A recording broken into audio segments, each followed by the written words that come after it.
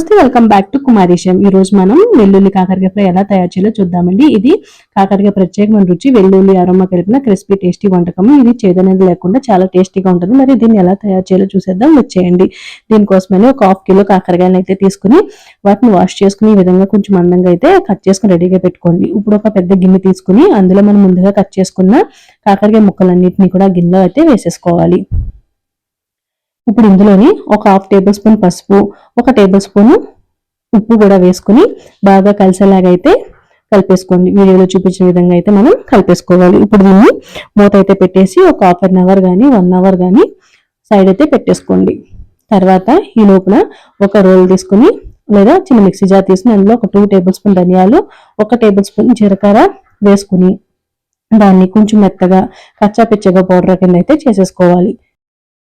చూసారా, ఈ విధంగా అయితే సరిపోతుందండి. ఇప్పుడు ఇందులోని ఒక 2 టేబుల్ స్పూన్ కారాన్ని కూడా వేసుకుని అలాగే ఒక మీడియం సైజ్ వెల్లుల్లి రెబ్బల్ని కొంచెం పైన పొట్టు అయితే తీసేసుకుని లైట్ గా అది కూడా వేసేసుకుని కొంచెం కచ్చా పిచ్చగా అయితే మనం దంచేసుకోవాలండి. బాగా మెత్తగా అవసరం లేదు, వీడియోలో చూపించిన విధంగా అయితే సరిపోతుంది.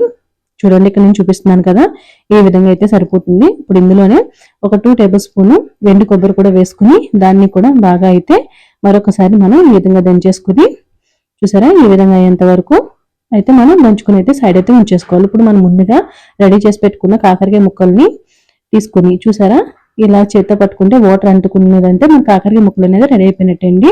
ఇప్పుడు వాటర్ అనేది లేకుండా ఈ విధంగా అయితే మనం కాకరకాయలన్నిటిని కూడా ఈ విధంగా పిండేసుకుని వాటర్ అనేది లేకుండా ఒక ప్లేట్లో అయితే వేసుకుని సైడ్ అయితే ఉంచుకోవాలి. ఇలా చేసుకోవడం వల్ల కాకరకాయ అనేది మనకి చేదు అనేది ఉండదు. చూసారా, వాటర్ అనేది ఎలా ఉందో. ఇప్పుడు ఈ విధంగా అయితే చేసుకుని మనం అయితే పక్కన పెట్టేసుకోవాలి. ఇప్పుడు ఒక దలసరిపాటి కడాయి తీసుకుని అందులోని కాకరకాయ ఫ్రై అవడానికి సరిపడంత ఆయిల్ అయితే తీసుకోండి. ఇక్కడ నేను ఒక 50 ml ఆయిల్ అయితే తీసుకుని మనం ముందుగా రెడీ చేసి పెట్టుకున్న కాకరకాయలన్నింటినీ కూడా ఆ ఆయిల్లో వేసేసుకుని లో ఫ్లేమ్లోనే మూత అయితే పెట్టకుండా కొంచెం క్రిస్పీగా అయ్యేంత వరకు అయితే మనం ఫ్రై అయితే చేసుకోవాలండి. మధ్య మధ్యలో ఎవ్రీ 5 minutes కి కలుపుతూ ఈ విధంగా కొంచెం క్రిస్పీగా అయ్యేంత వరకు మనం అయితే ఫ్రై అయితే చేసుకోవాలి. మూత అయితే అసలు పెట్టద్దు. ఇప్పుడు ఇందులోని కొంచెం కర్రీ లీవ్స్ ని కూడా వేసుకుని మరొకసారి ఒక 5 minutes అయితే ఫ్రై చేసుకోండి. తర్వాత ఇందులోని మనం ముందుగా దంచుకుని పెట్టుకున్న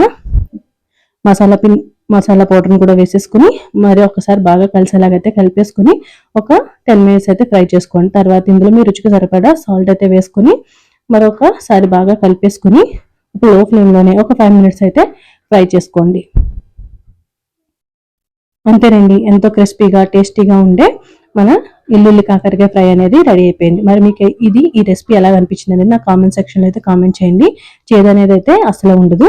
ప్లీజ్ అండి, ఇలాంటి రెసిపీస్ కోసం మన ఛానల్ అయితే సబ్స్క్రైబ్ చేసుకోండి.